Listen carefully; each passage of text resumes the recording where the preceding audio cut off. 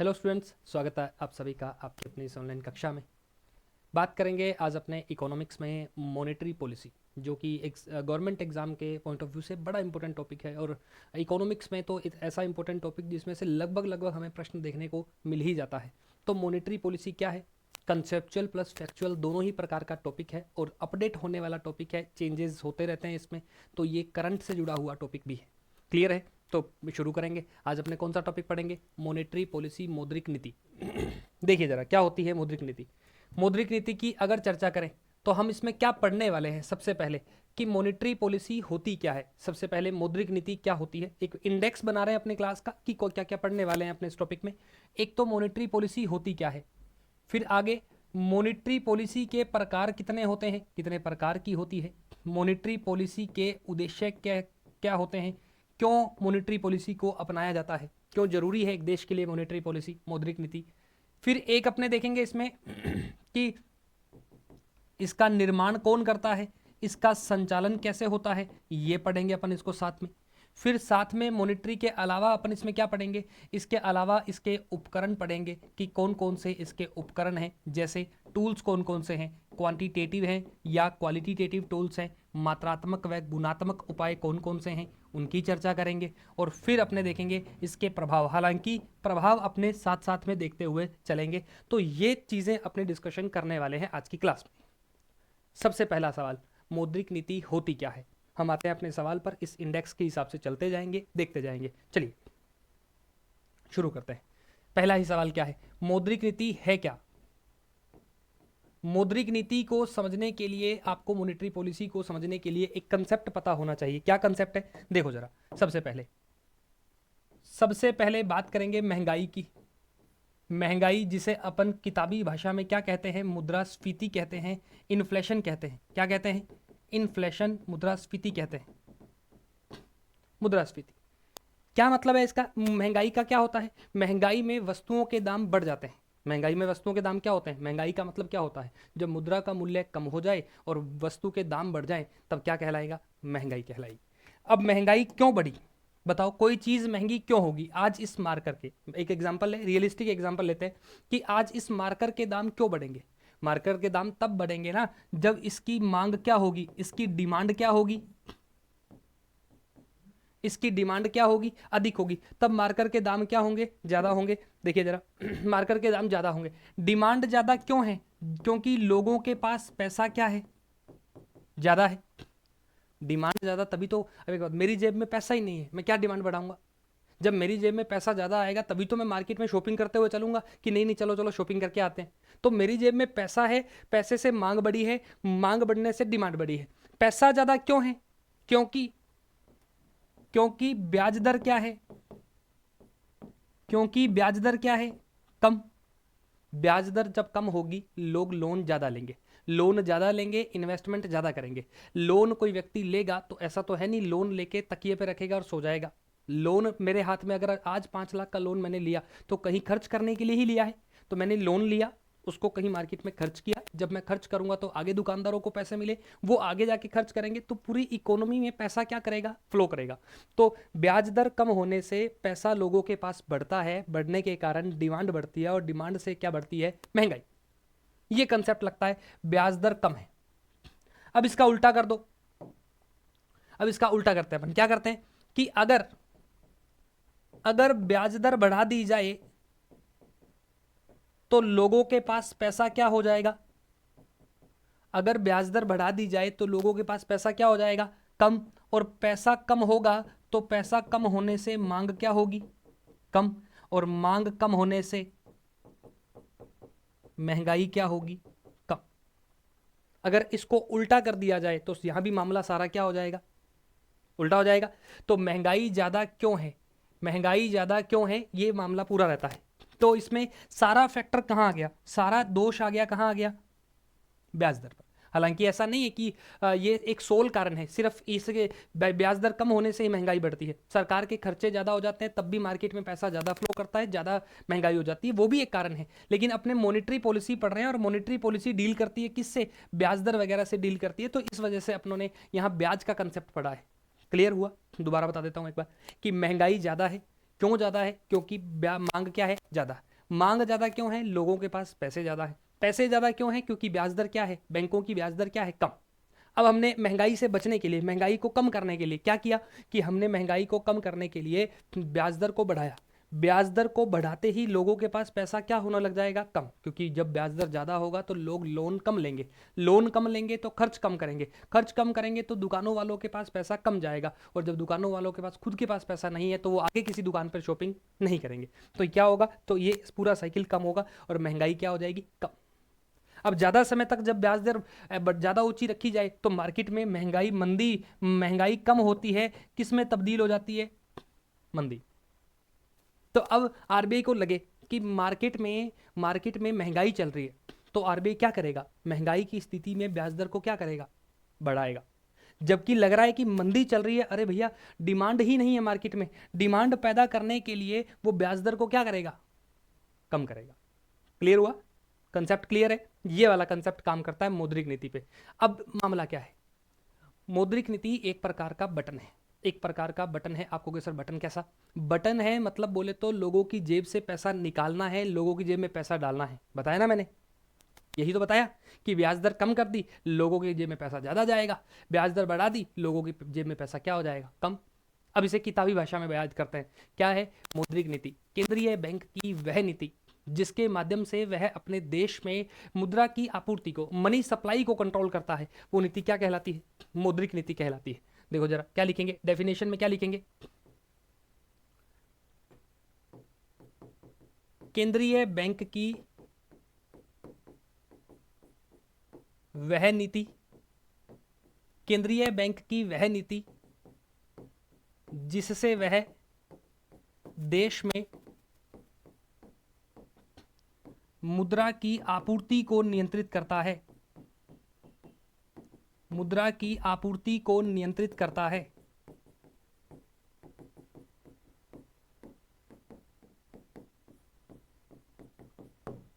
नियंत्रित करता है या विनियमित करता है, ये लिख सकते हो, करता है, उसे मौद्रिक नीति कहते हैं, उसे मौद्रिक नीति कहते हैं। क्लियर हुआ? मामला क्या है मॉनेटरी पॉलिसी का? इतनी बात क्लियर हुई? क्या है, क्या साइकिल चलेगा, पूरा प्रकार हो गया। आगे बढ़ते हैं तो देखते हैं policy of A central bank by which it controls the money supply of specific country, money supply of a country. इस प्रकार से जो बनेगा वो क्या बनेगा? मौद्रिक नीति, मॉनेटरी पॉलिसी बनेगी। अगले सवाल पे चलते हैं। अब बात करते हैं मॉनेटरी पॉलिसी के प्रकार। क्या पढ़ेंगे? मौद्रिक नीति के प्रकार।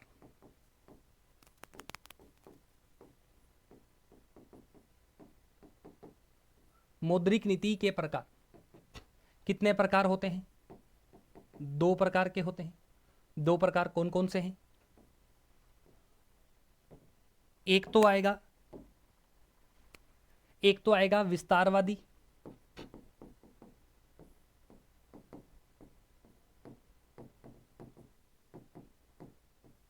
विस्तारवादी मौद्रिक नीति। एक आएगा संकुचनकारी मौद्रिक नीति,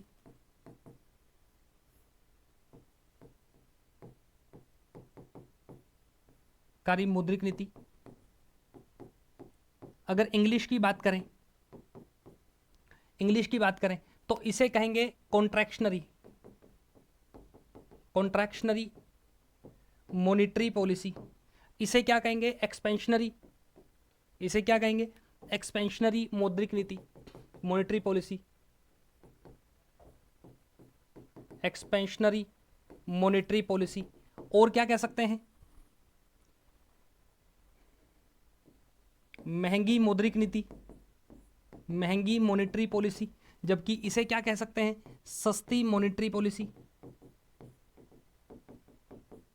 dear money policy, monetary policy, cheap money policy. महंगी के लिए क्या शब्द आ जाएगा? Dear, dear money policy. और ये क्या आ जाएगा? Cheap monetary policy, cheap.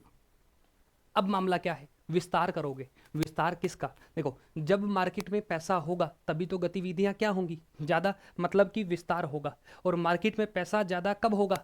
Market में पैसा ज़्यादा कब होगा? देखो ज़रा इस साइकिल पे आओ, ये साइकिल ही पूरी आपको समझाएगा। ये इस पूरी साइकिल का ही खेल है इस पूरे लेक्चर में। क्या है, मैंने क्या कहा कि बाजार में पैसा कब होगा ज्यादा, जब ब्याज दर क्या होगी, कम। ब्याज दर कम होगी, पैसा ज्यादा होगा, डिमांड बढ़ेगी, महंगाई बढ़ेगी। तो मतलब कि विस्तारवादी नीति का मतलब क्या हुआ कि जब बैंक महंगाई की स्थिति में ब्याज दरों को कम करने की नीति अपनाएंगे तो वो कैसी नीति होगी, विस्तार।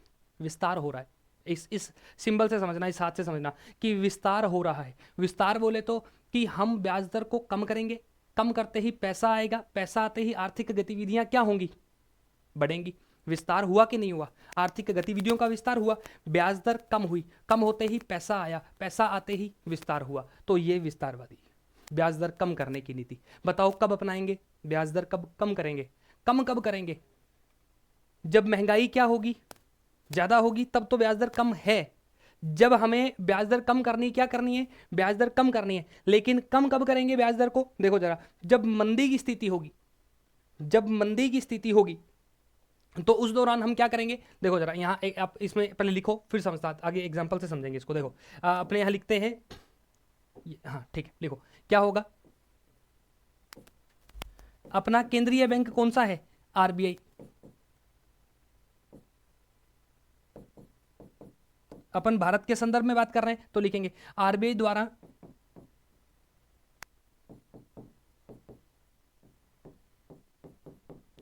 ब्याज दरों को कम करने की नीति करने वाली मौद्रिक नीति। क्लियर है, आरबीआई द्वारा ब्याज दरों को कम करने की मौद्रिक नीति क्या कहलाएगी, विस्तारवादी। और ब्याज दर कम कब करेंगे, जब मंदी की स्थिति होगी, मंदी से निपटने के लिए, मंदी से निपटने के लिए, मंदी से निपटने के लिए हमें क्या चाहिए होगा, विस्तारवादी नीति। अब मंदी कैसे, मंदी का मतलब होता है डिमांड नहीं होना। डिमांड क्यों नहीं होगी, ग्राहक नहीं होंगे, डिमांड नहीं है। डिमांड क्यों नहीं है, लोगों के पास पैसा ही नहीं है। डिमांड क्यों नहीं, मंदी क्या होती है, अपने कहते नहीं क्या, दुकानदार कहता ना कि यार काम बड़ो मंदो चल रहा है, काम बहुत मंदा चल रहा है। क्या मतलब है मंदे का, कि ग्राहक नहीं आ रहे। ग्राहक की तो डिमांड है, जब ग्राहक नहीं आ रहे, क्यों क्यों नहीं आ रहे, ग्राहकों के पास पैसा नहीं है। अगर आरबीआई ब्याज रेट को कम कर दे तो मार्केट में पैसा फ्लो क्या होगा, ज़्यादा। जब पैसा फ्लो ज़्यादा होगा तो ऑब्वियस सी बात है, लोगों के पास पैसा आएगा, लोग डिमांड बनकर दूसरी दुकानों पर जाएंगे। अब जब डिमांड बढ़ेगी तो मंदी कम होगी और महंगाई धीरे धीरे क्या होगी, बढ़ने लगेगी। तो इसलिए मंदी की स्थिति से निपटने के लिए क्या अपनाया जाता है, विस्तारवादी। जबकि इसको उल्टा कर दो, उल्टा करोगे तो क्या बनेगा, आरबीआई द्वारा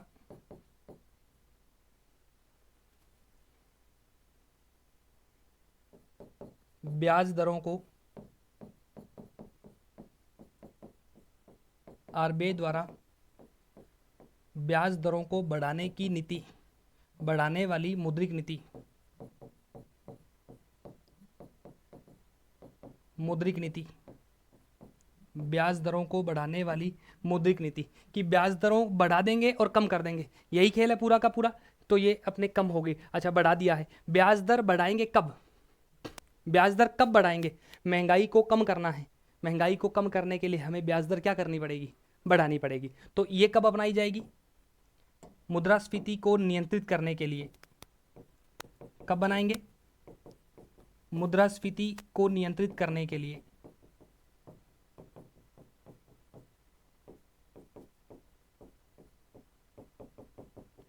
to control the inflation when RBI reduces the when RBI increases the interest rates and it is used in the situation of monetary policy, situation of inflation, high inflation। ये हाई इन्फ्लेशन के समय हम क्या use करते हैं, संकुचनकारी मौद्रिक नीति का इस्तेमाल करते हैं। ये हो गए प्रकार।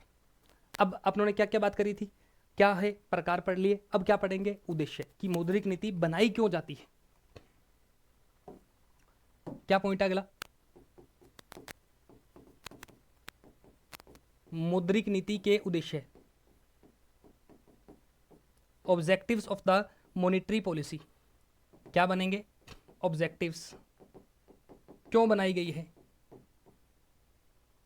अब इसके सारे ऑब्जेक्टिव आपके सामने हैं। आप कहोगे सामने कैसे हैं, मैंने अभी अभी आपको क्या कहा कि मॉनेटरी पॉलिसी दो प्रकार की होती है, या तो ब्याज दर घटाओगे या ब्याज दर बढ़ाओगे। अगर ब्याज दर घटाएंगे, यहाँ मैं मार्क कर देता हूँ जो चीज़ देखने वाली है, मुख्यतः कौन सी चीज़ इसमें काम की है वो यही है कि अगर ब्याज दर अपने ने क्या कर दी, कम कर दी, तो मंदी से निपट पाएंगे, और बढ़ा दी तो महंगाई से निपट लेंगे। बढ़ाने से क्या होगा, महंगाई से क्या होगा, एक सेकंड।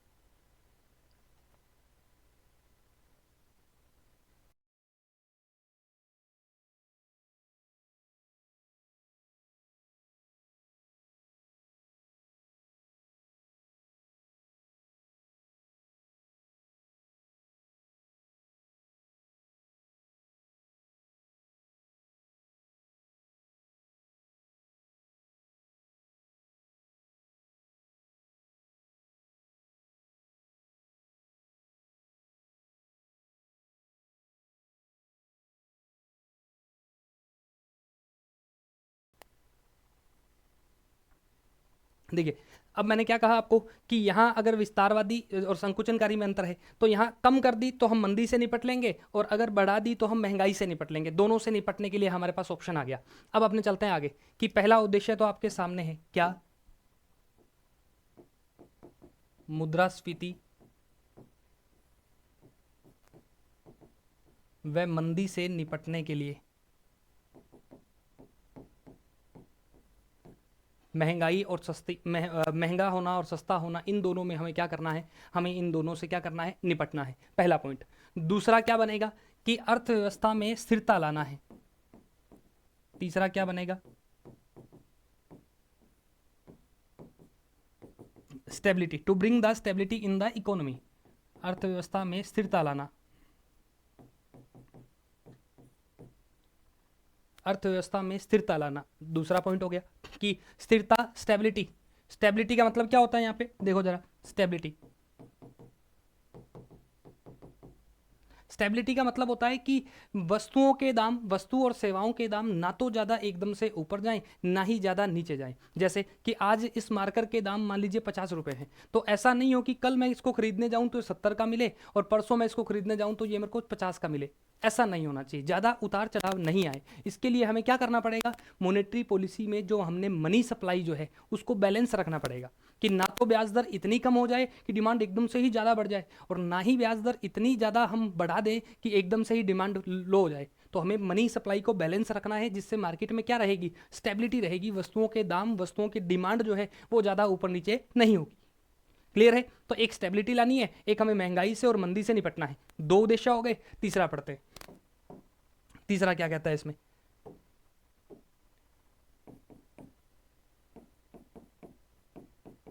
रोजगार के स्तर को संतुलित करना, रोजगार के स्तर को संतुलित करना, और जितना हो सके उतना अतिरिक्त रोजगार का सृजन करना, रोजगार सृजन करना। कैसे, ये कैसे होगा कि देखो जरा कि महंगाई बढ़ेगी, महंगाई बढ़ेगी क्यों, पैसा आ गया, पैसा आने से डिमांड बढ़ी, डिमांड बढ़ी तो कंपनियों को माल भी तो ज़्यादा बनाना पड़ेगा। जब डिमांड बढ़ेगी, मान लीजिए इस रिमोट की डिमांड क्या है, ज़्यादा है, इस रिमोट की डिमांड जब ज़्यादा होगी तो ऑब्वियस सी बात है फैक्ट्री में ज़्यादा बनेगा, ज़्यादा बनेगा तो आर्थिक गतिविधियां बढ़ेंगी, लोगों को काम मिलेगा। और अगर ये रिमोट की डिमांड कम हो गई तो फैक्ट्रियां क्या होने लग जाएंगी, बंद होने लग जाएंगी। आज मान ले पार्ले जी है, पार्ले जी की डिमांड पहले की तुलना में कम हो गई है, तो भैया जब पार्ले जी की डिमांड पहले की तुलना में कम हो गई है तो क्या पार्ले जी की फैक्ट्रियां बंद नहीं होगी क्या? ऑब्वियस सी बात है, पहले 20 फैक्ट्रियां चलती थी, अब 18 ही चलेंगी, तो दो फैक्ट्री के लोग क्या हो गए, बेरोजगार हो गए। तो हमें मनी सप्लाई को रेगुलेट करना है ताकि हम चीज़ों को क्या बनाए रखे सकें, रोजगार को क्या बनाए रखें, बिल्कुल लेवल पर बनाए रख सकें। इसके लिए हमें क्या चाहिए होगा, वो हमें चाहिए होगा ये संतुलित करने वाला मामला। क्लियर हुआ? तीन पॉइंट अपने क्लियर हुए एकदम। आगे बढ़ते हैं चौथे पॉइंट की तरफ, आगे बढ़ते हैं।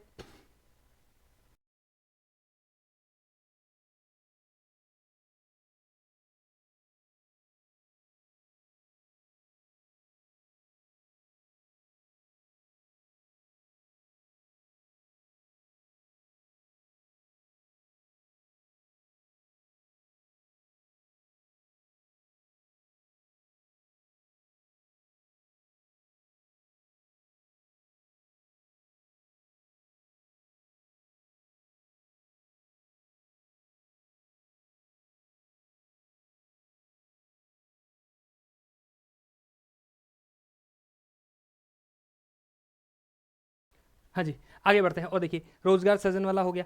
फिर इसमें एक पॉइंट क्या आएगा, 4 नंबर पे एक पॉइंट क्या आएगा, देश का संतुलित व आर्थिक विकास करना। देश का संतुलित विकास करना,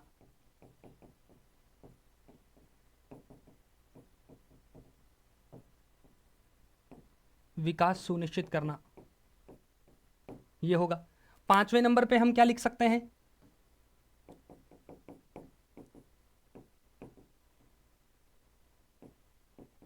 रुपए की विनिमय दर को, एक्सचेंज रेट को, रुपए की विनिमय दर को, विनिमय दर को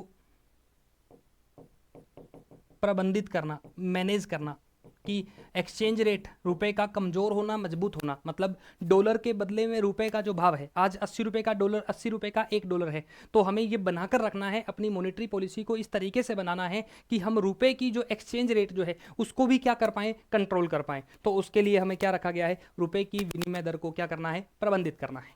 क्लियर है, आगे बढ़ते हैं।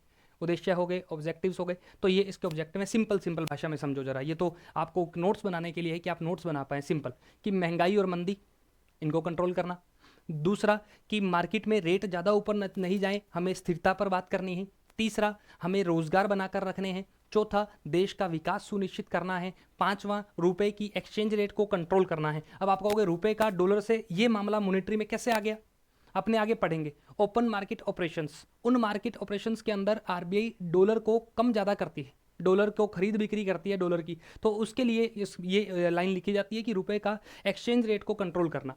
तो ये उद्देश्य हो गए। क्या क्या पढ़ लिया, अच्छा देखो पूरी स्लाइड में काम की बातें क्या हैं, पूरी स्लाइड में काम के वर्ड क्या हैं,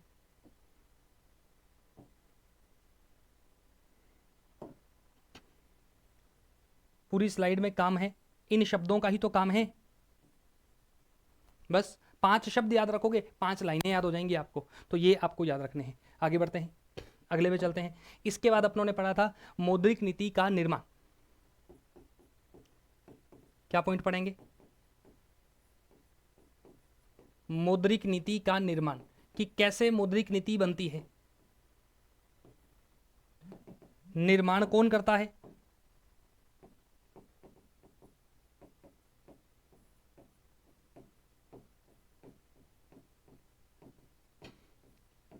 मौद्रिक नीति समिति द्वारा। जबकि मौद्रिक नीति का संचालन कौन करता है, इसे ऑपरेट कौन करता है, इसको मेक श्योर कौन करेगा, इसे संचालन कौन करता है, आरबीआई। संचालन कौन करेगा, आरबीआई। तो बनाएगी तो मौद्रिक नीति समिति, लेकिन ऑपरेट कौन करेगा, आरबीआई करेगी। मौद्रिक नीति समिति के बारे में देखते हैं।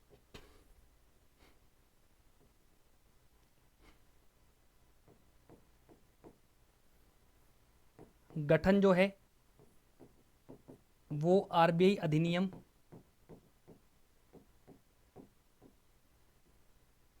1934 की धारा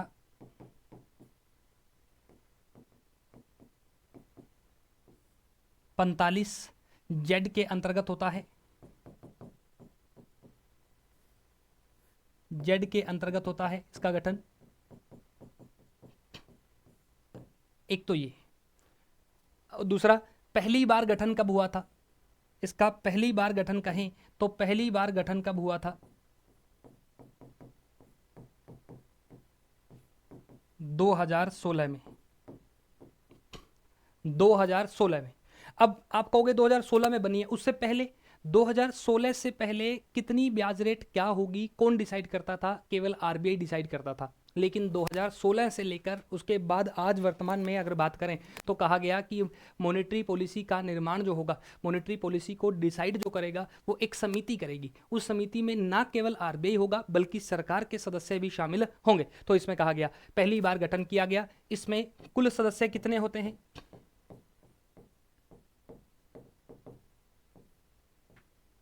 कुल सदस्य, इसे शॉर्ट भी लिख लीजिए ताकि बार बार अपने को बड़ा नाम नहीं लिखना पड़ेगा। ऐसे शॉर्ट में कहते हैं monetary policy committee, monetary policy committee कहते हैं, एमपीसी, एमपीसी है ये ना। आगे बढ़ते हैं, कुल सदस्य कितने होते हैं, 6। इनमें से 3 सदस्य तो किसके होंगे? आरबीआई के। और 3 सदस्य किसके होंगे?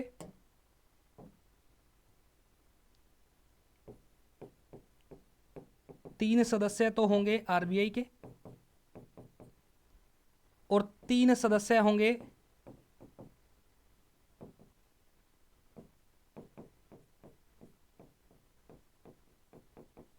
भारत सरकार के।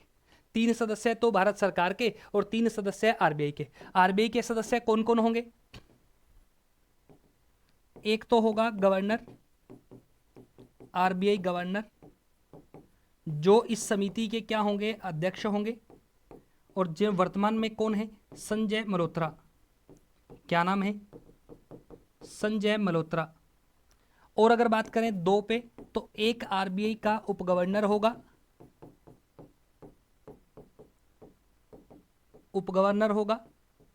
और ये कौन होगा? ये वर्तमान में कौन है? पूनम गुप्ता।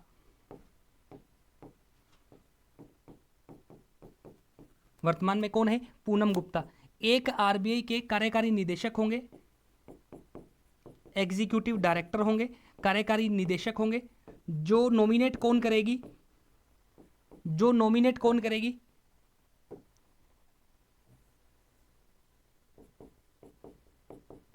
आरबीआई द्वारा नामित। आरबीआई द्वारा नामित जो होंगे वो कार्यकारी निदेशक हैं। वर्तमान में कौन है? इंद्रानील भट्टाचार्य।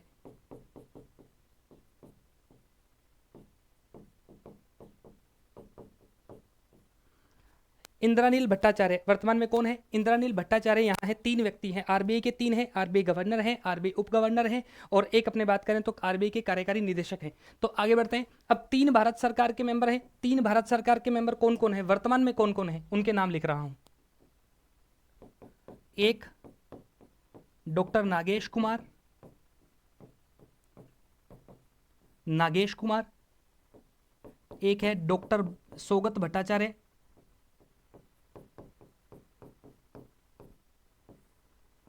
सौगत भट्टाचार्य। और एक नाम है अपना, एक नाम है अपना प्रोफेसर राम सिंह। क्या नाम है? प्रोफेसर राम सिंह। टोटल 3 व्यक्ति भारत के सरकार के और 3 व्यक्ति आरबीआई के, टोटल 6 हो गए। अब इन 3 सदस्यों का कार्यकाल, इन 3 सदस्यों का कार्यकाल कि भारत सरकार के जो मेंबर हैं ये मेंबर कितने टाइम के लिए हैं? ये मेंबर 4 साल के लिए अपॉइंट होते हैं। और क्या इनकी पुनर्नियुक्ति हो सकती है? क्या इनकी रीअपॉइंटमेंट नहीं हो सकती? पुनर्नियुक्ति संभव नहीं है, पुनर्नियुक्ति नहीं हो सकती। क्लियर है? तो पुनर्नियुक्ति नहीं हो सकती, कार्यकाल 4 साल है। ये भारत सरकार के हैं। जबकि आरबीआई के जितना इनका आरबीआई के मेंबर, अध्यक्ष, गवर्नर, उप गवर्नर जिस भी रूप में कार्यकाल है उतने साल के लिए। एग्जाम्पल के तौर पे संजय मल्होत्रा साहब की रिटायरमेंट अगर कहें कि 2027 में हो जाएगी तो फिर 2027 तक ही अपने पद पर रहेंगे। तो इनका कोई फिक्स टेन्योर नहीं है, सिर्फ अपने पद के हिसाब से टेन्योर रखते हैं। ठीक है, तो ये आरबीआई। टोटल कितने सदस्य हैं? 6। याद करो एक बार। एमपीसी पहली बार कब बनी? 2016। धारा कौन सी है? 1934 एक्ट की धारा 45Z है, उसके अंतर्गत इसका गठन किया गया है। फिर 3 सदस्य आरबीआई के, 3 सदस्य भारत के। कुल कितने सदस्य? 6। नाम हो गए। अध्यक्ष कौन होता है? आरबीआई का गवर्नर इस समिति का अध्यक्ष होता है। याद रखेंगे अध्यक्ष के बारे में। और क्या खास बात है?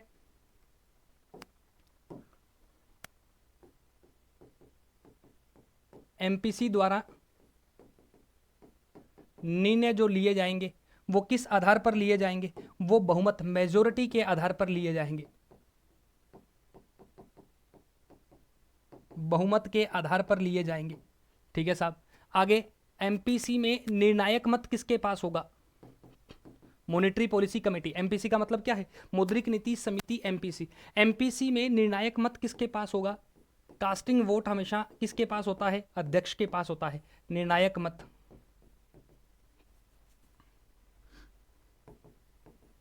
एमपीसी अध्यक्ष के पास। और एमपीसी का अध्यक्ष कौन होता है? RBI governor. कौन होता है? आरबीआई गवर्नर इसके अध्यक्ष होते हैं। और निर्णायक वोट क्या कहेंगे इंग्लिश में? Casting vote. क्या कहेंगे? Casting vote. Casting vote MPC में। और बात करें एमपीसी की, एक साल में एक वर्ष में न्यूनतम 4 बैठक अनिवार्य है। न्यूनतम कितनी बैठक होना जरूरी है? न्यूनतम 4 बैठक अनिवार्य है। लेकिन अगर वर्तमान की बात करें, अनिवार्य है, लेकिन वर्तमान की अगर चर्चा करें तो वर्तमान में कितनी हो रही है? 6 बैठक हो रही है। वर्तमान में 6 बैठक, मतलब कैसी बैठक हो रही है? द्विमासिक बैठक हो रही है। 2 महीने में एक बार बैठक हो रही है। होनी तो 3 महीने में एक बार चाहिए कम से कम। साल में तुम 4 तो करोगे ही करोगे, बाकी 20 करो यार, हमें कोई लेना देना नहीं है हम। लेकिन ये एमपीसी वर्तमान में कितनी कर रही है? वर्तमान में 6 बैठक कर रही है। कितनी कर रही है? अंतर है दोनों में, याद करिएगा, समझिएगा चीज़ को। क्या कि अगर कहे कि एक साल में कितनी होनी चाहिए, तब तो होनी तो 4 चाहिए मिनिमम। अब हो कितनी रही है? हो 6 रही है। 2 महीने में एक बार द्विमासिक बैठक हो रही है। ये इस किसके बारे में हो गया? एमपीसी के बारे में हो गया। क्लियर है? निर्णायक हो गया, बहुमत हो गया, ये 4 बैठक हो गई। ये सब चीज़ें अपनों ने यहाँ पढ़ ली है। आगे बढ़ते हैं और देखते हैं। क्लियर है? अच्छा, और मैं आपको जनरली बता देता हूँ होता क्या है कि इसमें प्रत्येक व्यक्ति अपनी अपनी राय रखता है। अपनों ने पढ़ा कितने कितने लोग हैं? 6।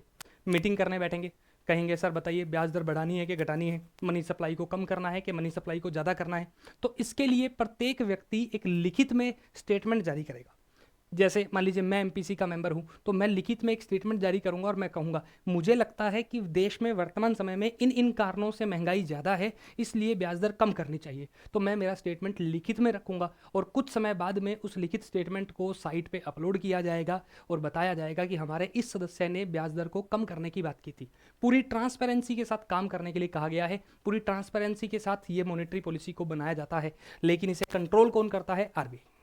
ये बनता है, डिसाइड हो जाता है ब्याज दर में कमी कर दो, ठीक है साहब, लेकिन कमी करने का ऑर्डर कौन जारी करता है? बाद में ऑर्डर जारी करता है आरबीआई का गवर्नर, क्योंकि आरबीआई ही कंट्रोल करती है। मौद्रिक नीति को बनाने की जिम्मेदारी इन सभी की है, लेकिन उसे चलाने की, उसके हिसाब से काम करने की जिम्मेदारी किसकी है? आरबीआई की। हो गया वाला? आगे बढ़े और देखें अपन और क्या खास बात है। अब पढ़ते हैं मौद्रिक नीति के उपकरण।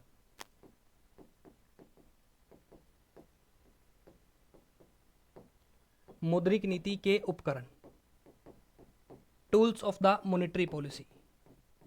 क्या पढ़ेंगे? Tools of the monetary policy. Monetary policy के उपकरण कितने प्रकार होते हैं? 2 प्रकार होते हैं। 2 कौन कौन से प्रकार हैं? देखो जरा, 2 कौन कौन से प्रकार हैं। एक तो अपना है मात्रात्मक उपाय,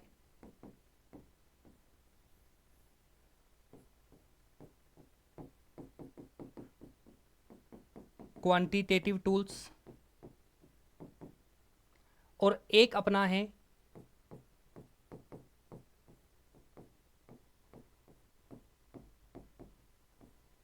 गुणात्मक उपाय, क्वालिटेटिव टूल्स।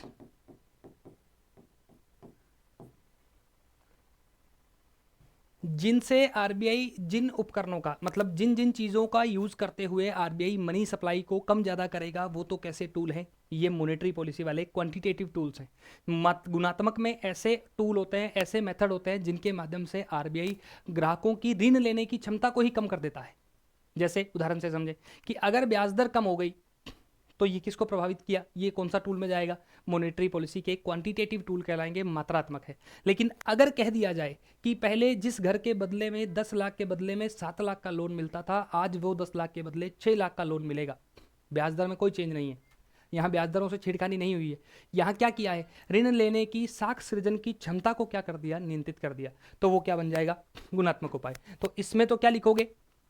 क्या लिखोगे? समझने के लिए, ये पेपर में नहीं आएगा आपके लिए, लेकिन समझने के लिए लिख लो। लिखो क्या कि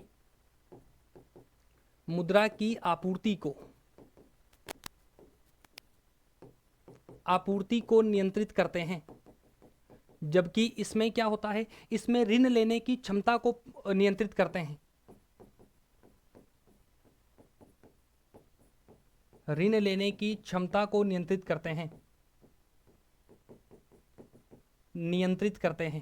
उदाहरण जब पढ़ेंगे अपन समझ में आ जाएगा, याद रह जाएगा अपने आप। बस बेसिक सा याद रख लीजिएगा थोड़ा सा। मात्रात्मक उपाय में चलते हैं, कौन कौन से हैं। एक तो यहां है बैंक रेट, एक यहां है रेपो रेट, एक यहां है रिवर्स रेपो रेट, एक होता है MSF, एक होता है CRR, एक होता है SLR, और एक अपने यहां आता है OMO। OMO इसे कहते हैं open market operations. Open market operations, अब आप कहोगे सारी शॉर्ट फॉर्म है, इसकी फुल फॉर्म क्या होती है? लिखेंगे, फुल फॉर्म भी लिखेंगे, एक एक करके पढ़ेंगे तो फुल फॉर्म भी लिखेंगे। खुले बाजार की क्रियाएं, खुले बाजार की क्रियाएं, ओपन मार्केट ऑपरेशंस। क्लियर है? अब आ जाओ जरा एक बार यहां, रेपो रेट और रिवर्स रेपो रेट को सम्मिलित रूप से क्या कहा जाता है? LAF कहा जाता है, liquidity adjustment facility. Repo rate, CRR और SLR को क्या कहा जाता है? अनुपातिक कोष प्रणाली। ये शब्दावली है, ये शब्दावली आपको क्वेश्चन में देखने को मिल सकती है, जब स्टेटमेंट वाले क्वेश्चन आएंगे तब आपको देखने को मिलेगी, अदरवाइज नहीं देखने को मिलेगी है। तो ये क्या बनेंगे कि यहाँ आपको repo rate, reverse repo rate को सम्मिलित रूप से लिक्विडिटी एडजस्टमेंट फैसिलिटी, तरलता समायोजन निधि के रूप में जाना जाता है, जबकि इन्हें अनुपातिक कोष प्रणाली CRR और SLR कहा जाता है। ये आप याद रखेंगे, फुल फॉर्म है, इनके आगे पढ़ेंगे तब इनकी फुल फॉर्म पे चर्चा करेंगे, लेकिन याद आपको शॉर्ट ही रहने वाली है, शॉर्ट में ही याद रखोगे। बोलो जरा एक बार मेरे साथ बोलो, bank rate, repo rate, reverse repo rate, MSF, CRR, SLR और एक OMO, ओपन मार्केट ऑपरेशंस। गुणात्मक उपाय में क्या है? गुणात्मक उपाय में क्या है? नंबर 1 नैतिक दबाव, मोरल सुएशन। दूसरा है प्रत्यक्ष कार्यवाही, डायरेक्ट एक्शन। तीसरा है नैतिक दबाव है, मोरल सुएशन कहते हैं नैतिक दबाव को इंग्लिश में,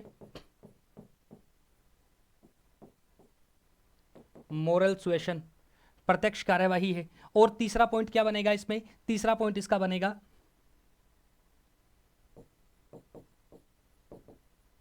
मार्जिन रिक्वायरमेंट, सीमांत आवश्यकता। हिंदी में क्या कहेंगे? सीमांत आवश्यकता। और चौथा पॉइंट क्या बनेगा? अपने क्रेडिट राशनिंग।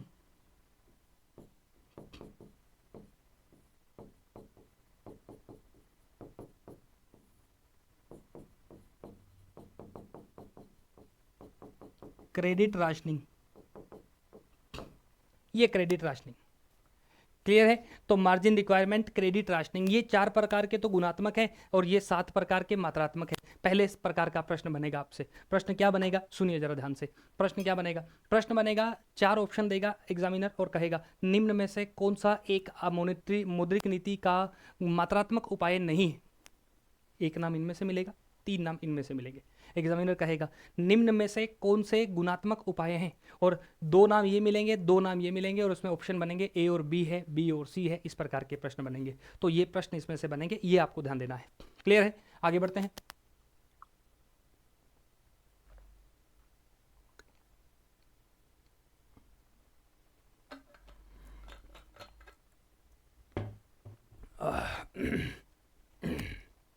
चलिए एक एक करके चर्चा शुरू करते हैं ना।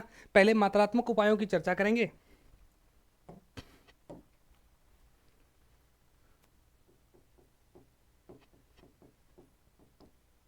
मात्रात्मक उपाय, क्या खास बात है मात्रात्मक उपाय में? पहली हेडिंग क्या है? पहली हेडिंग क्या है? Bank rate. डायग्राम से समझाऊंगा आपको, चीज़ें इजीली बिल्कुल समझ आ जाएंगी। सोचना समझना थोड़ा सा, फिर अपने हिसाब से उसे अपनी भाषा में लिखना। जरूरी नहीं है कि आप सेम शब्दों में उतारें, शब्दों में आप कंफर्ट हैं, लगे कि कोई शब्द आपको पता है, मैंने यहाँ हार्ड लिख दिया है, उसको इजी लिख लो, क्योंकि यहाँ प्रश्न जो है, यह मैं शब्द जो यूज़ कर रहा हूँ वो किताब के भी हैं। उसका कारण क्या है? क्योंकि एग्जामिनर इकोनॉमिक्स में किताब के ही शब्द डालेगा, आपकी भाषा के शब्द नहीं डालेगा। समझने की और याद करने की और लिखने की भाषा अलग अलग हो सकती है, इसमें कोई दो राय नहीं है, ठीक है। तो ये थोड़ा सा ध्यान देना। बैंक रेट की चर्चा करते हैं। इसमें आरबीआई बैंकों को लोन देता है। देखो जरा, एक पूरी कहानी मैं यहाँ लिख रहा हूँ। आरबीआई, ये अपना आरबीआई है, ये आगे एसबीआई है, या मान लो बैंक है आगे, कोई और बैंक ले लो जो आपका पसंदीदा बैंक हो, वो मान लो वो आरबीआई, एसआरबीआई और बैंक है। आरबीआई बैंकों को पैसा देता है। आरबीआई बैंकों को क्या देता है? ऋण देता है। अगर ये ऋण जो है, अगर ये ऋण जो है वो दीर्घकाल के लिए है, दीर्घकाल के लिए है, तो इस पर लगने वाली ब्याज दर क्या कहलाएगी? Bank rate. दोबारा बोलता हूं, सुनना जरा एक बार। क्या? कि अगर आरबीआई ने बैंकों को लोन दिया और ये लोन दीर्घकाल के लिए है, लंबे समय के लिए है, तो उस पर लगने वाली ब्याज दर क्या कहलाएगी? Bank rate. इसके लिए कुछ भी गिरवी रखने की आवश्यकता नहीं होती। बैंक रेट दीर्घकाल के लिए है, तो इस पर लगने वाली ब्याज दर क्या कहलाएगी?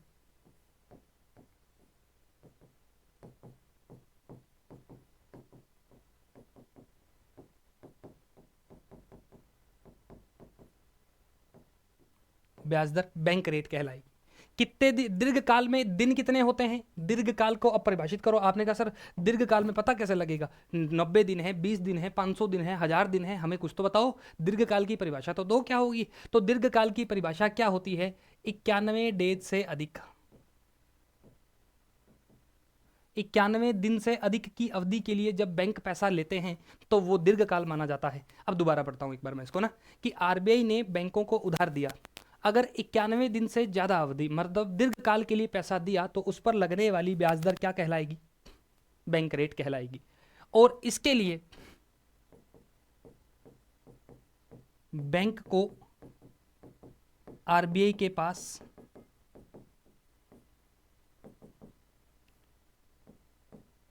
कुछ भी गिरवी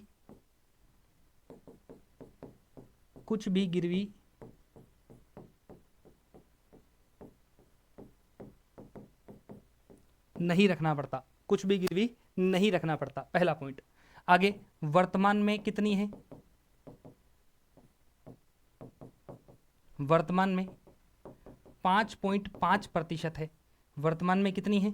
5.5% है। समय समय पर चेंज होती है। मैंने कहा आपको हर 2 महीने में मौद्रिक नीति में बैठक होती है। जरूरी नहीं कि हर 2 महीने बाद बदलाव हो। अगर सब कुछ सही चल रहा हो तो नहीं, बैंक दर में कोई छेड़खानी नहीं की जाती है। लेकिन अगर कुछ चेंज करना हो, अपनी अर्थव्यवस्था में मनी सप्लाई को कम ज़्यादा करना है, तो फिर इसमें क्या की जाएगी? चेंज की। अब प्रभाव देख लेते हैं, लगे हाथ प्रभाव क्या। मान के चलिए कि आरबीआई ने बैंक रेट को 5 से बढ़ाकर, मान लेते हैं कि आरबीआई ने बैंक रेट को 5 से बढ़ाकर कितना कर दिया? 6 कर दिया। तो आगे बैंक जो लोन देगा, बैंक अपनी भी ब्याज दर क्या करेगा? ज्यादा करेगा। और जैसे ही बैंक ने अपनी ब्याज दर बढ़ाई, बढ़ाते ही लोग पैसा क्या लेंगे? लोग लोन क्या लेंगे? कम। और जैसे ही लोन कम लेंगे लोग, फिर पैसा नहीं होगा, पैसा नहीं होगा तो डिमांड क्या होगी? कम। और जैसे ही डिमांड कम होगी, महंगाई क्या होगी? कम। महंगाई क्या होगी? कम। तो महंगाई ज्यादा होगी तो बैंक रेट को क्या किया जाएगा? बढ़ाया जाएगा। जबकि महंगाई कम होगी, मंदी होगी, और मंदी में हमें महंगाई लानी है, काम वापस चलाना है, डिमांड जनरेट करनी है, तब क्या होगा? मंदी की स्थिति में इस बैंक रेट को कम कर देंगे। क्लियर हुआ? तो ये मामला इसका पूरा है, ये बैंक रेट वाला है। आगे चलते हैं, अगला पढ़ते हैं, रेपो रेट।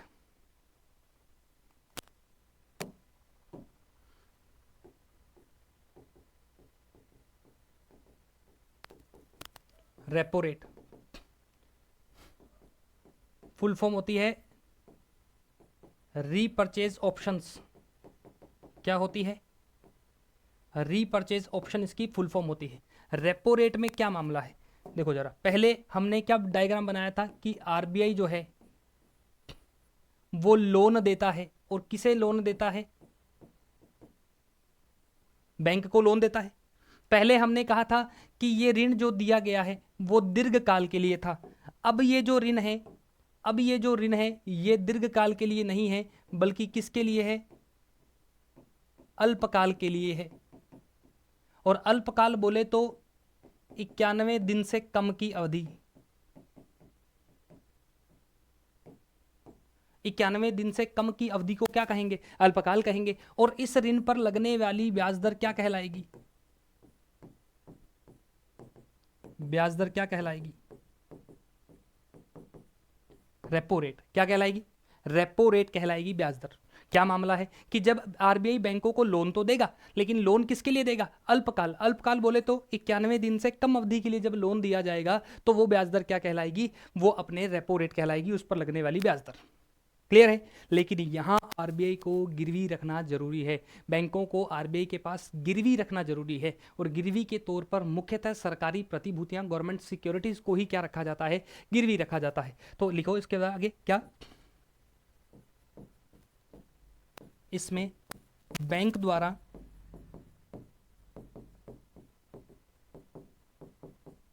आरबीआई के पास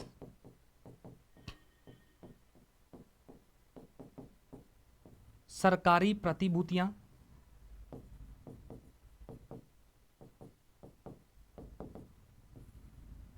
प्रतिभूतियां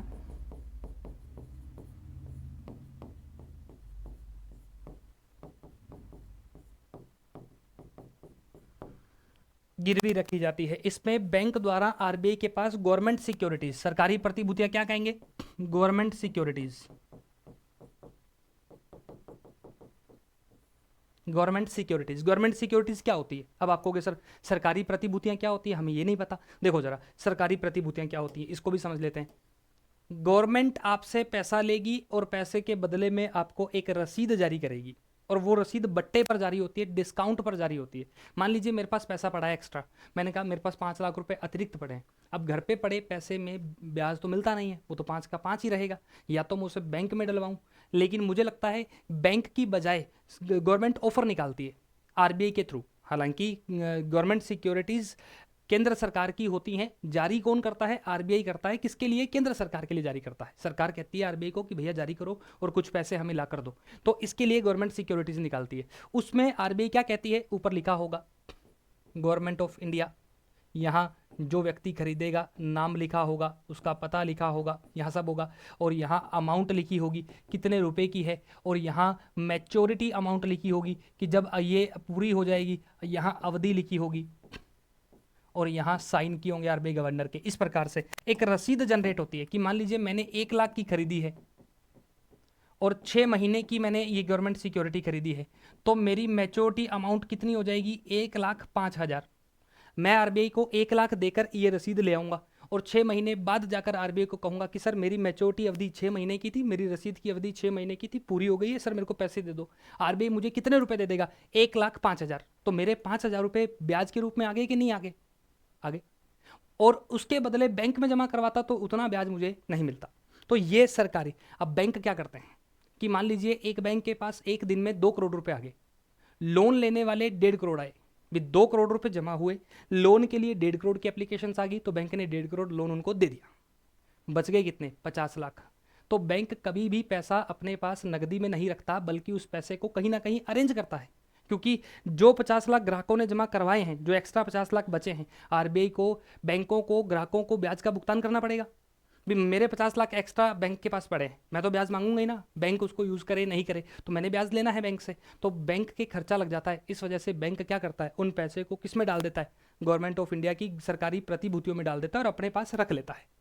अब बैंक के पास ये गवर्नमेंट सिक्योरिटीज होती है, जब बैंक को जरूरत पड़ती है तो रसीद ये किसके पास दे देता है? आरबीआई के पास, कि सर ये एक बार रख लो, रसीद रख लो, और इसके बदले में मुझे इतने रुपए दे दो, तो ये रुपए मिल जाते हैं। तो इसे कहते हैं रेपो रेट। क्लियर है? तो ये गिरवी रखना पड़ता है, गिरवी रखने के बाद ही पैसे मिलते हैं इसमें। और क्या खास बात है? रेपो रेट को पॉलिसी रेट भी कहा जाता है। रेपो रेट को पॉलिसी रेट भी कहा जाता है,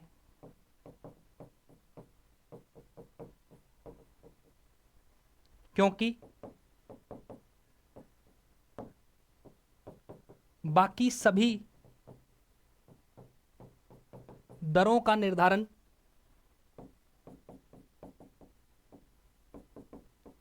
निर्धारण रेपो रेट के आधार पर किया जाता है?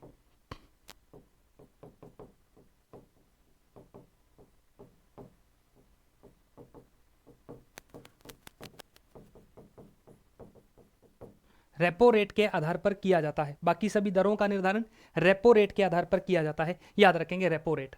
आगे बढ़ते हैं। हो गया, जैसे कि जो भी कमी बढ़ती जो भी करनी है कहा जाएगा रेपो रेट हम कम कर रहे हैं, और जितनी रेपो रेट कम होगी उतने प्रतिशत का बदलाव सभी दरों में आ जाएगा। ठीक है, तो ये रेपो रेट में कमी करना है। आगे बढ़ते हैं। फिर अपनों ने पढ़ा था reverse repo rate. Reverse repo rate क्या है? रिवर्स रेपो रेट क्या है? अभी तक तो हमने ये डायग्राम बनाया था कि आरबीआई जो है वो बैंकों को लोन देता था। आरबीआई बैंकों को लोन देता था। अब इसके बदले में अब उल्टा है, रिवर्स हो गया है। रिवर्स होगा तो बैंक अपने पैसे कहां जमा करवाएगा? आरबीआई में। बैंक अपना धन क्या करवाएगा? बैंक अपना धन क्या करवाएगा? जमा करवाएगा। और किसके लिए जमा करवाएगा? अल्पकाल के लिए। अल्पकाल के लिए। अल्पकाल के लिए। अब ये जमा करवाएगा, इस पर मिलने वाली ब्याज दर वो क्या कहलाएगी? रिवर्स रेपो रेट कहलाएगी। आर कहलाती है। क्या कहलाती है? रिवर्स रेपो रेट, आर कहलाती है। तो रिवर्स रेपो रेट कहलाती है। क्लियर है? मतलब क्या कि जब भी बैंकों के पास अतिरिक्त पैसा होगा, मैंने अभी अभी उदाहरण दिया था कि बैंक के पास एक दिन में 2 करोड़ आए, लेकिन लोन लेने वाले 1.5 करोड़ ही आए, तो बच गए कितने? 50 लाख। तो वो 50 लाख रुपए बैंक अपने पास नहीं रखेगा, वो पैसा किसके पास भेज देगा? आरबीआई को। आरबीआई को कहेगा सर प्लीज हमारे 50 लाख रुपए जमा कर लो सर प्लीज। तो आरबीआई का लाओ साहब, कोई दिक्कत नहीं है। तो आरबीआई पैसे जमा कर लेगा, और वो जमा करेगा तो बदले में उसे उस पर जो ब्याज दर मिलेगी तो वो क्या कहलाएगी? आर। क्या कहलाएगी? रिवर्स रेपो रेट कहलाएगी। ये हमेशा ही रेपो रेट से कम होती है। रेपो रेट से क्या होती है? कम होती है। यह हमेशा रेपो रेट से कम होती है। अब एक बात बताओ, रेपो रेट से कम होती है। मैंने तुम्हें कहा था कि रेपो रेट में जब बैंक लोन लेते हैं 90-91 दिन से कम अवधि के लिए लोन लेते हैं, तो आरबीआई क्या करता है? उनको कहता है कि भैया ऐसे लोन नहीं दूंगा मैं, तुम मुझे ब्याज रेट कम दोगे तो, और कुछ समय के लिए लोन ले रहे हो तो मैं बदले में कुछ ना कुछ गिरवी रख के जाओ भैया, मैं फ्री सेवा करने के लिए नहीं बैठा हूं यहाँ पे। तो बैंकों ने कहा ठीक है साहब, सरकारी प्रतिभूति ले लो। अब जब बैंक पैसा दे रहे हैं आरबीआई को, तो बैंक भी तो कहेंगे अरे आरबीआई भैया जो आपने हमसे तो मांग ली थी गवर्नमेंट सिक्योरिटीज, हम क्या करें, हमें भी तो सिक्योरिटीज दो बदले में। तो अब इस बार आरबीआई उन्हें क्या देगा? गवर्नमेंट सिक्योरिटीज देगा। तो इसमें देखो, इसमें आरबीआई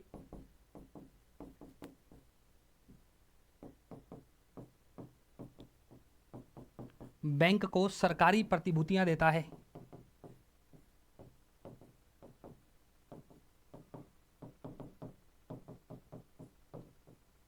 देता है।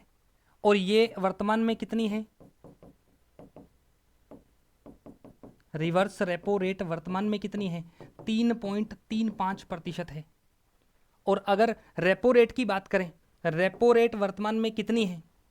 रेपो रेट वर्तमान में कितनी है अगर इसकी चर्चा करें तो वर्तमान में है ये अपने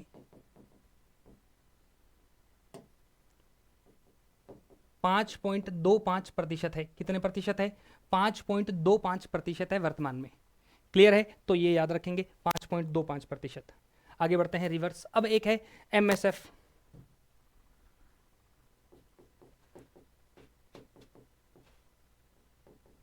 एमएसएफ की फुल फॉर्म होती है मार्जिनल स्टैंडिंग फैसिलिटी।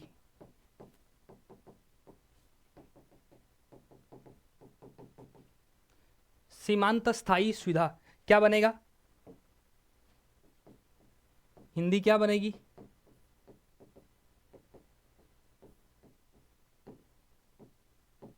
सीमांत स्थायी सुविधा। जब इसमें भी क्या होता है? आरबीआई जो है वो लोन देता है। किसको देगा? बैंक को देगा। और ये ऋण है, लेकिन ये ऋण कितने टाइम के लिए होगा? 1 दिन के लिए।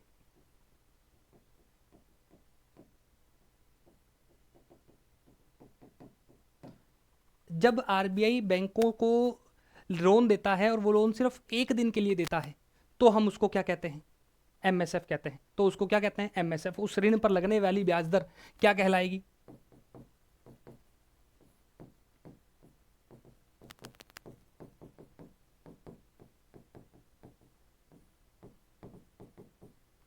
एमएसएफ क्या कहलाती है? ब्याज दर कहलाती है। एमएसएफ जो ब्याज दर है वो एमएसएफ कहलाती है। ध्यान देना, आरबीआई बैंकों को ऋण, इसमें दिन का हिसाब रखना। दिन कितना है इसमें? एक दिन कितना है? एक बताया गया है कि एक वाला मामला है यहाँ पे, इसका थोड़ा सा आप ध्यान रखोगे, एक वाला है। आगे बढ़ते हैं अपने और देखें, ये एमएसएफ की शुरुआत कब से की गई? प्रारंभ कब से की गई? 2011-12 से इसकी शुरुआत की जाती है। इसमें न्यूनतम राशि, न्यूनतम ऋण राशि कितनी होनी चाहिए? ऋण राशि 1 करोड़ होनी चाहिए।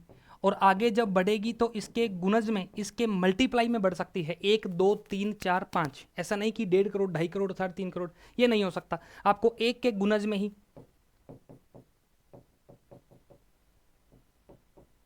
वृद्धि संभव है।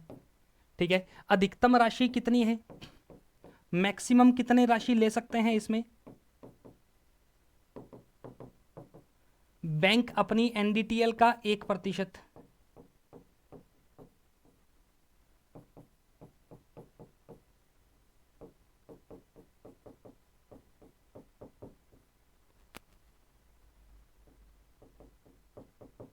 एक प्रतिशत एनडीटीएल बोले तो नेट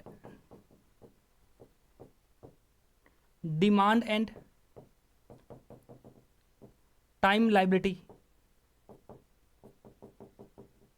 बैंक के पास जितना भी कुल जमा है, डिमांड और टाइम दोनों डिपॉजिट होते हैं एक प्रकार के। डिमांड बोले तो जो अपने सेविंग अकाउंट, करंट अकाउंट जो होते हैं, इनमें जमा होने वाला पैसा क्या कहलाता है? डिमांड डिपॉजिट कहलाता है। क्या कहलाता है?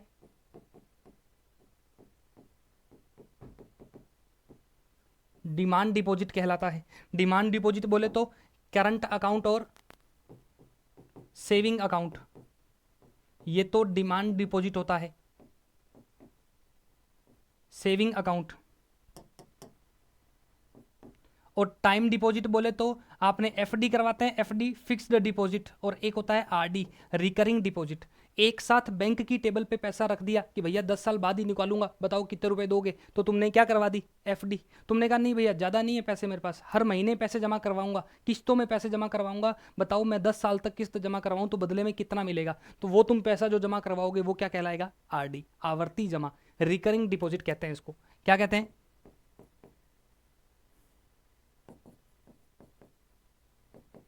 रिकरिंग डिपॉजिट, आवर्ती जमा कहते हैं इसको।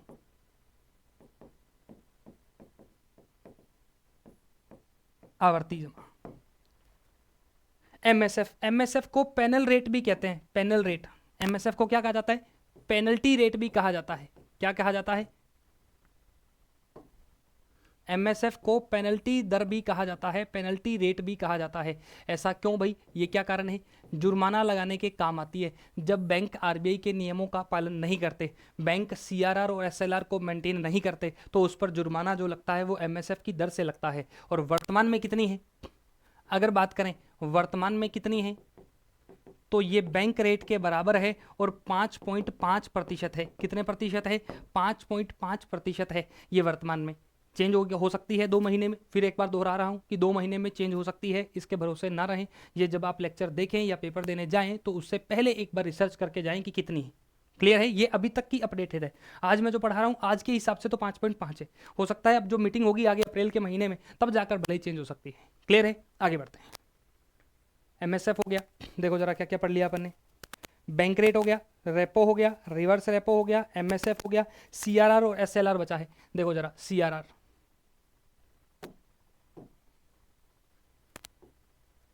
5 नंबर, कैश रिजर्व रेशो। क्या बनेगा? कैश रिजर्व रेशो, सीआरआर, नगद आरक्षित अनुपात।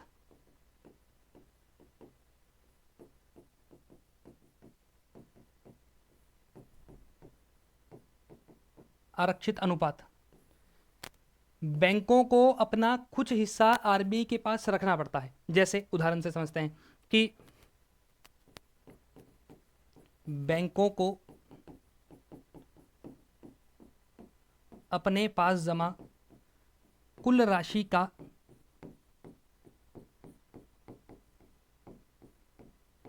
एक निश्चित प्रतिशत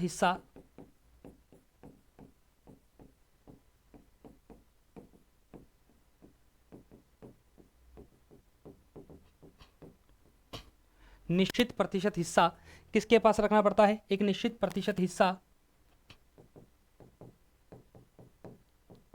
आरबीआई के पास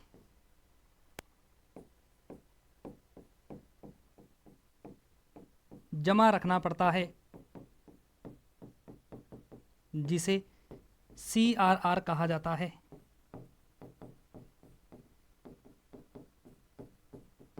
और इस पर आरबीआई द्वारा कोई ब्याज नहीं दिया जाता। आरबीआई द्वारा सीआरआर वाली राशि पर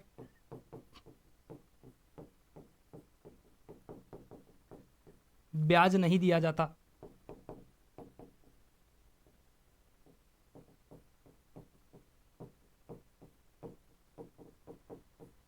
ब्याज नहीं दिया जाता।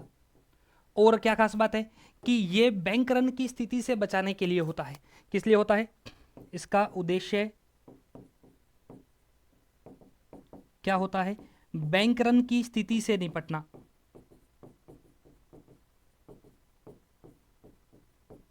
अब आप कहोगे बैंक रन क्या होता है? देखिए अभी चर्चा करेंगे, इसके भी उदाहरण से समझेंगे। मैंने कहा कि एक बैंक के पास जमा राशि, मान लीजिए एक बैंक के पास 1 लाख रुपए जमा हुए। 1 लाख रुपए आज आ गए, 70,000 रुपए तो राम दे गया और 30,000 रुपए श्याम दे गया। ठीक है साहब, ये भी मान लिया हमने कि दोनों मिलाकर 1 लाख चले गए। अब कुदरती मैं चला गया बैंक में, मैंने एसबीआई वालों को कहा अरे भैया मैंने अभी अभी देखा राम 70,000 जमा करवा के गया, श्याम 30,000 जमा करा के 1 लाख हो गया और मेरे को 1 लाख का लोन दे दो। बैंक ऐसा नहीं कर सकते। क्यों नहीं कर सकते? आरबीआई का रूल है, उन्हें क्या मेंटेन करनी है? सीआरआर, मतलब इस 1 लाख में से कुछ हिस्सा जो है वो आरबीआई को देना पड़ेगा, उसके बाद बची राशि को यूज कर सकते हो। तो वो हिस्सा क्या है? वो सीआरआर है। जैसे इस 1 लाख में से 3.3% वर्तमान में सीआरआर है। ये पैसा 3300 रुपये, अर्थात कितने रुपए? 3300 रुपये जो हैं वो किसके पास जाएंगे? वो आरबीआई के पास जाएंगे। बाकी बचे पैसे का लोन दिया जा सकता है। तो ये 3300 रुपए किस रूप में है? सीआरआर के रूप में आरबीआई के पास रहेंगे और आरबीआई इन पर कोई ब्याज नहीं देगा। बैंक रन क्या होता है? बैंक रन का मतलब होता है कि जब किसी अफवाह के कारण, जब किसी घटना के कारण ज्यादा लोग बैंक में पैसे निकलवाने एक साथ पहुंच जाते हैं। उदाहरण से समझो, नीरव मोदी, पीएनबी में घोटाला हुआ था। पीएनबी में घोटाला हुआ तो उस स्थिति में सभी लोगों ने पीएनबी के बाहर लाइन लगा ली कि अरे भैया नीरव मोदी घोटाला करके चला गया, पीएनबी से पैसे लूट गया, वो तो अब हमारे पैसों का क्या होगा? तो लोगों में अफवाह के कारण भय का माहौल हो गया। तो इसके कारण लोगों ने बाहर लाइनें लगाना शुरू कर दी। अब बैंक अपने पैसे कैश तो रखता नहीं है, बैंक सारे पैसे किस में रखेगा? गोल्ड में और गवर्नमेंट सिक्योरिटीज में और लोन देकर रखता है।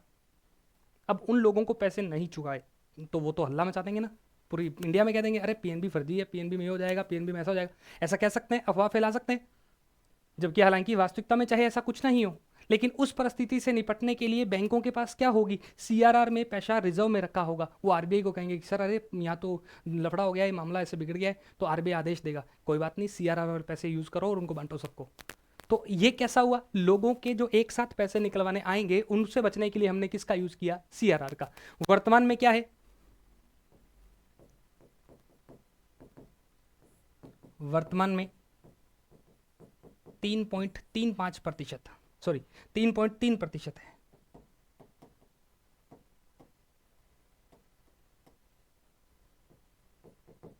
3.3% है। ठीक है, सीआरआर। अगली हेडिंग पे चलते हैं। अगली हेडिंग क्या है? 6 नंबर। क्या हेडिंग बनेगी इसकी? सीआरआर की। सीआरआर की क्या हेडिंग बनेगी आगे? सीआरआर के बाद अपने एसएलआर,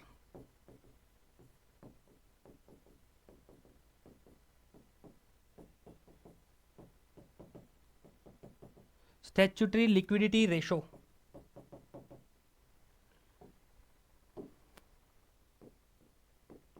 सांविधिक तरलता अनुपात।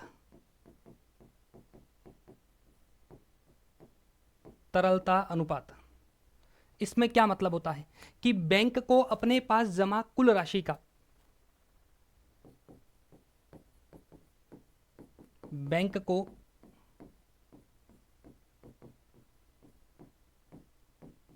अपने पास जमा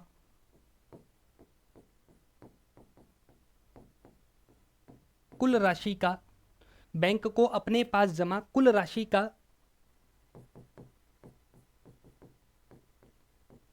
एक निश्चित प्रतिशत हिस्सा, एक निश्चित हिस्सा तरल संपत्तियों के रूप में, तरल संपत्ति लिक्विड एसेट्स, तरल संपत्तियों के रूप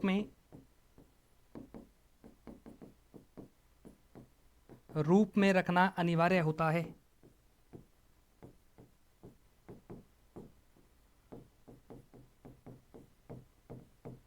तरल संपत्तियों के रूप में रखना अनिवार्य होता है, जिसे एसएलआर कहा जाता है। जिसे क्या कहा जाएगा? एसएलआर। अब आपको यहां एक शब्द आ गया, तरल संपत्ति। तरल संपत्ति का मतलब क्या होता है? तरल संपत्ति का मतलब ऐसी संपत्ति जिसको तुरंत बेचकर तुम बदले में कैश प्राप्त कर सकते हो, जैसे गोल्ड, सिल्वर, ये सब क्या है? ये तुरंत बेचो, मिल जाएंगे पैसे। आज मान लीजिए मेरे हाथ में कड़ा है, मुझे लगा कि मुझे पैसे की ज़रूरत है और मुझे ये बेचने जाना है। मान लीजिए अंगूठी है, मुझे लगे कि नहीं मेरे को तो 20-30 हज़ार रुपये की ज़रूरत है, तो मैं इस अंगूठी को जाके जब सुनार को दूंगा, कहूँगा लो भैया ये रख लो आप, और मुझे बदले में क्या दे दो? पैसे दे दो। मिल जाएंगे, तुरंत मिल जाएंगे पैसे। हो सकता है 2,000 कम मिल जाए, लेकिन मिल तो जाएंगे ना, मिल जाएंगे। कैश क्या है? तरल एसेट्स है, तरल संपत्ति लिक्विड एसेट्स है, कब मर्जी यूज़ करो, कोई दिक्कत नहीं है। तीसरा होता है गवर्नमेंट सिक्योरिटीज़। सरकारी प्रतिभूतियां जो होती हैं वो भी क्या होती हैं? वो भी तरल संपत्ति होती है, लिक्विड एसेट्स होती है। तो इसके उदाहरण लिख लो, क्या होंगे? या तो कैश होगा, या गोल्ड होगा, या फिर क्या होगा? सरकारी प्रतिभूति। हालांकि कुछ कुछ बैंक अपने पैसा बड़े जो शेयर होते हैं, बड़ी कंपनियों के जो शेयर होते हैं, उनके अंदर भी डालकर रखते हैं। अब उदाहरण से समझो कि मैंने अभी तुम्हें कहा था कि 1,00,000 रुपए बैंक के पास आए। इस उदाहरण से समझेंगे। 1,00,000 रुपए बैंक के पास आए और कहा गया कि भैया 1,00,000 बैंक के पास आए हैं, इस 1,00,000 में से आप क्या करोगे? कुछ पैसा आरबीआई के लिए निकालोगे। वो पैसा क्या कहलाएगा? सीआरआर कहलाएगा। क्या कहलाएगा? सीआरआर कहलाएगा।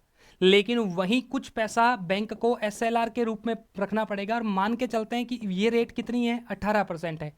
तो 18,000 रुपये बैंक को ऐसी जगह रखने पड़ेंगे जिसको वो तुरंत निकाल सके, लोन के रूप में नहीं दे सकता। तो इस पूरे 1,00,000 की अमाउंट में से राम और श्याम के जो पैसे आए हैं 1,00,000 रुपए, उसमें से मुझे मैक्सिमम कितना लोन मिल सकता है? मुझे 3,300 का लोन ये नहीं मिल सकता, क्योंकि ये पैसा किसके पास गया? आरबीआई के पास गया। 18,000 रुपए बैंक को अपने पास रखना जरूरी है, ये भी जरूरी है।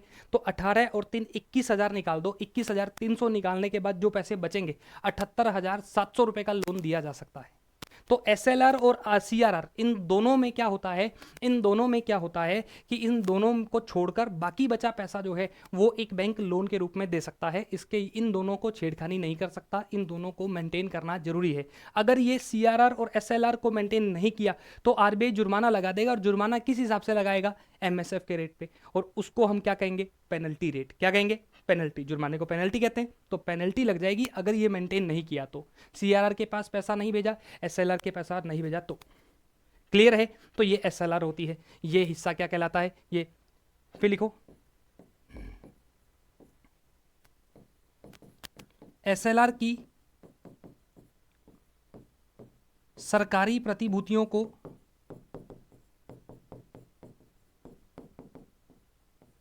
एमएसएफ के अंतर्गत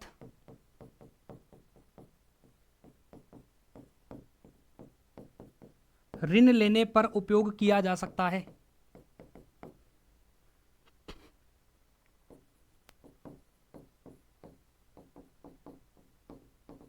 उपयोग किया जा सकता है।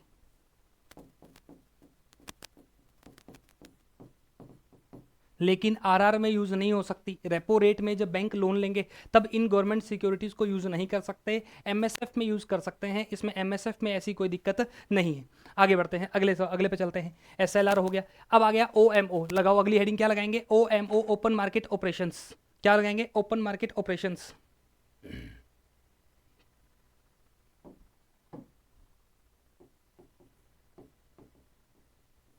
ओएमओ फुल फॉर्म लिखवा चुका हूं, ओपन मार्केट ऑपरेशंस। ये क्या है?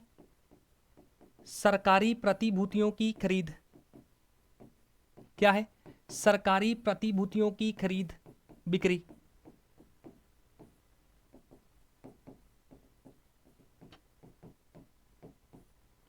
सरकारी प्रतिभूतियों की खरीद बिक्री करना, गवर्नमेंट सिक्योरिटीज को खरीदना व बेचना ही क्या कहलाता है? ओपन मार्केट ऑपरेशंस कहलाता है। देखो जरा, सरकारी प्रतिभूति क्या होती है? एक रसीद होती है। बना के दिखाई थी मैंने अभी आपको। सरकारी प्रतिभूति क्या होती है? एक रसीद होती है। अब लोगों के पास जब पैसा होगा तो आरबीआई कहेगा, अरे आ जाओ रे, ऑफर दे रहा हूं मैं, जल्दी से खरीद लो, आज तो डिस्काउंट ज़्यादा चल रहा है, कोई खरीदना चाहे तो खरीद लो। लोगों को रसीद बांटेगा और उनसे बदले में क्या ले लेगा? पैसे ले लेगा। तो बताओ, जब ग्राहक जो जनता है वो आरबीआई के पास पैसे जमा करवा के गई है, तो क्या लोगों की जेब में पैसा कम नहीं हुआ? क्या लोगों की जेब में पैसा क्या हुआ? कम हुआ। पैसा कम होते ही डिमांड क्या हो जाएगी? कम हो जाएगी। और कम होने से, डिमांड कम होने से महंगाई क्या हो जाएगी? कम हो जाएगी।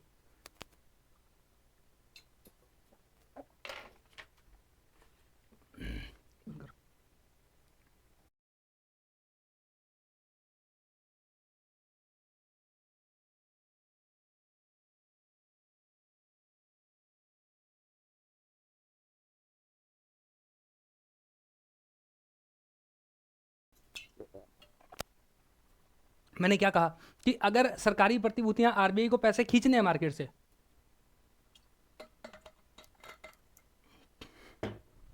देखो जरा क्या है कि सरकारी प्रतिभूतियां अगर बेची जाएंगी,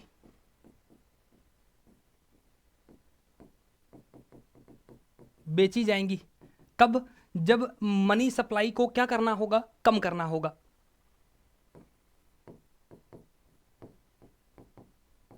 मुद्रा आपूर्ति को कम करना।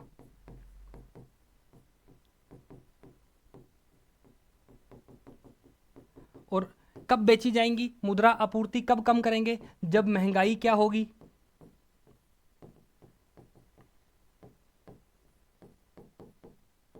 महंगाई क्या होगी? अधिक।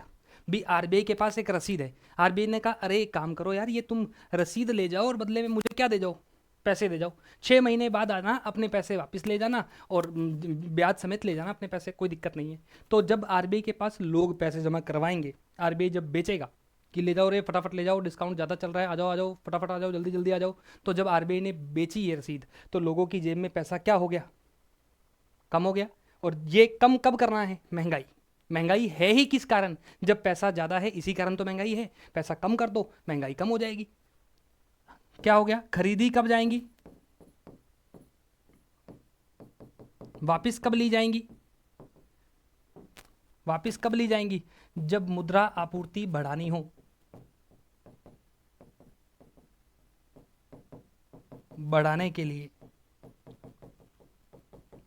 और ये कब होगा? ये मंदी की स्थिति में। ये कब होगा? मंदी, रिसेशन जब होगा, तब हमें क्या करना पड़ेगा? इसको ये आरबीआई करेगी। ये होता है open market operations. Government securities रसीद हो गई। एलआईसी वाली रसीद होती है ना अपनी, वैसी ही क्या होती है? गवर्नमेंट सिक्योरिटीज वाली रसीद होती है, जिसपे नाम, पता सब लिखा होता है, सब कुछ मेंशन होता है आपका। ठीक है, तो ये 7 हो गए। आते हैं अब अपने अपने टॉपिक पे आते हैं। हाँ जी, अब देखिए, अब अपने आगे पढ़ेंगे क्या? यहाँ 2 चीज़ पढ़ने वाली है इसमें। यहाँ पूरा हो गया, 7 अपने पूरे कंप्लीट कर लिए अपन ने। अब बच गए 4। नैतिक दबाव, यहाँ समझने वाला है, सिर्फ लिखने वाला कुछ भी नहीं है। बैंक, आरबीआई समय समय पर बैंकों को गाइडलाइन जारी करेगा और कहेगा कि देखो भैया, इनका पालन करो। जैसे उदाहरण से समझते हैं कि एचडीएफसी ने मान लीजिए क्रेडिट कार्ड बहुत ज़्यादा जारी कर दिए। क्रेडिट कार्ड जारी होने से मार्केट में मनी सप्लाई क्या हो गई? बढ़ गई। कि आज मेरे पास पैसे नहीं है, लेकिन मेरे पास एक क्रेडिट कार्ड है, तो मैं तो भी सामान खरीद सकता हूँ ना, उस क्रेडिट कार्ड से भी तो सामान खरीद ही सकता हूँ। तो मेरे पास मनी सप्लाई क्या हो गई? बढ़ गई। तो आरबीआई अब बैंकों को, एचडीएफसी को कहेगा, अरे एचडीएफसी वालों, क्या कर रहे हो रे? ध्यान रखो, तुम क्या बार बार क्रेडिट कार्ड जारी कर दे रहे हो? लोग खर्च कर रहे हैं, महंगाई बढ़ रही है, क्या कर रहे हो ये? अगली बार नहीं जारी करेगा। एचडीएफसी कहेगा, sorry sir, sorry sir, sorry Shaktimaan, sorry. HDFC कह दिया। अब मान लीजिए फिर भी एचडीएफसी माना नहीं। एचडीएफसी ने कहा, नहीं अरे कोई बात नहीं, कर दो, थोड़े से और क्रेडिट कार्ड जारी कर दो। तो बैंक, आरबीआई अगली बार उस पर क्या करेगा? प्रत्यक्ष कार्यवाही, एक्शन लेगा, डायरेक्ट एक्शन लेगा, या तो जुर्माना लगाएगा या लाइसेंस रद्द करेगा, इस प्रकार के काम करेगा। तो ये दोनों तो समझने वाले हैं सिंपल भाषा में कि वार्निंग देना और पेनल्टी लगाना, ये दोनों काम हो गए। अब अपने पढ़ते क्या है, मार्जिन रिक्वायरमेंट और क्रेडिट राशनिंग। अब पढ़ते हैं अपन ये दोनों, आगे बढ़ते हैं।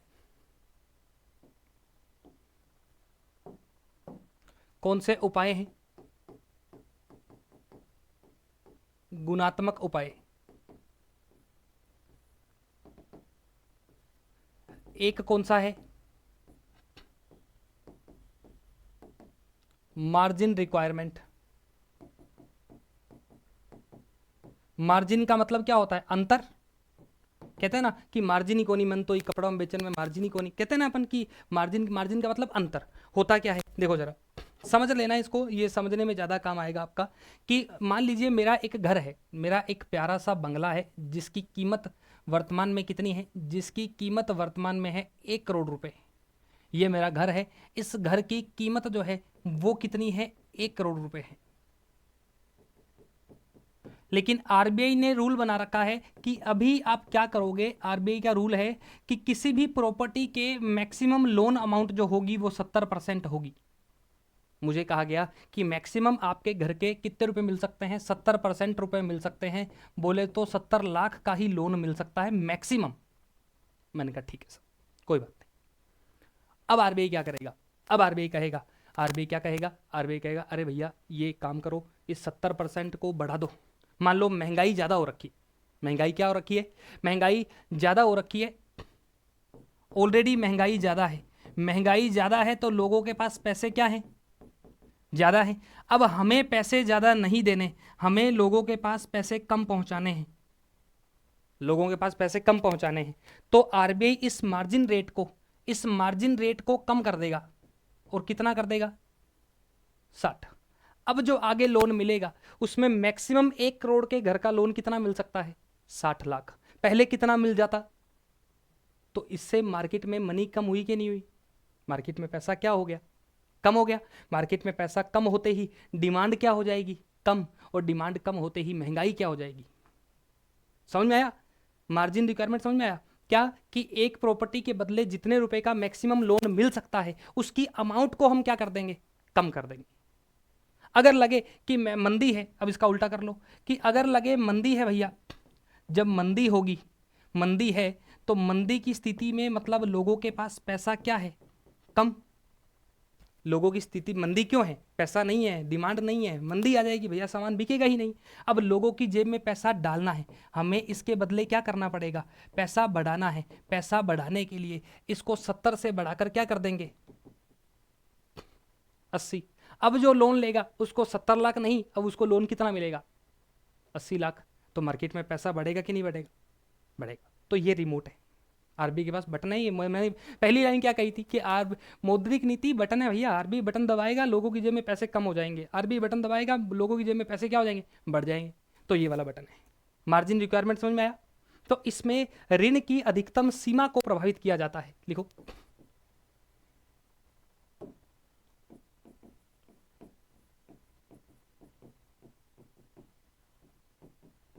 ऋण की अधिकतम सीमा में बदलाव किया जाता है। एक लास्ट अपना पढ़ेंगे, फिर अपने लेक्चर को फिनिश करेंगे। क्या है अपना लास्ट? क्या है अपने?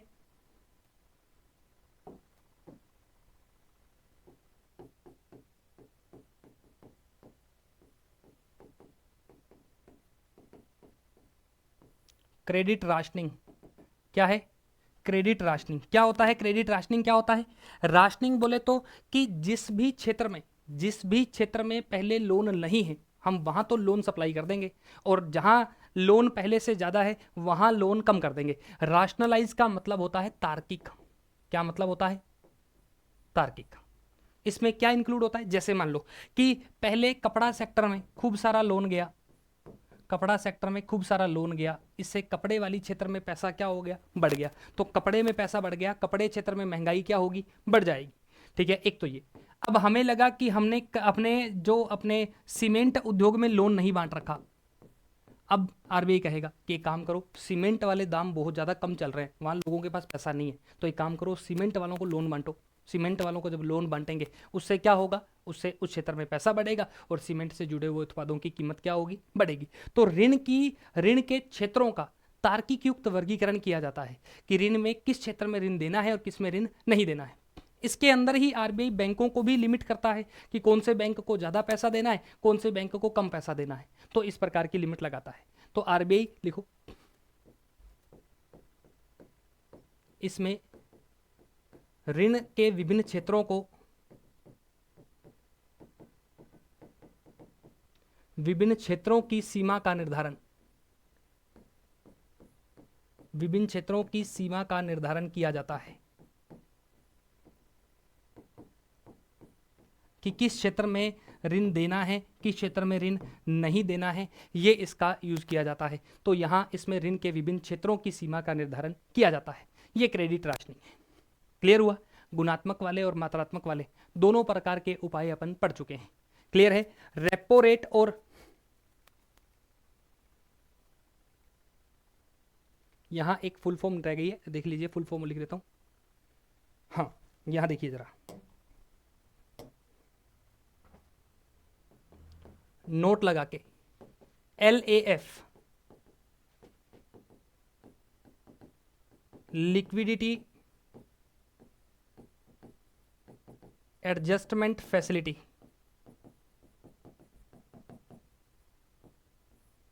ये क्या होती है? ये कब से है? ये प्रोविजन कब से है? 2000 से, 2000 ईस्वी से। इसमें रेपो और रिवर्स रेपो शामिल होती है। ये इनको सामूहिक रूप से LF कहा जाता है। क्लियर है? आगे बढ़े। तो ये अपना टोटल था अपने मॉनेटरी पॉलिसी का लेक्चर, जिसमें अपनों ने चीज़ें डिस्कशन करी हैं और खूब सारी बातें अपनों ने पढ़ी। बाकी अपन पढ़ेंगे अगली क्लास में। आज के लिए इतना ही। Thank you so much. बने रहें अपने इस चैनल के साथ।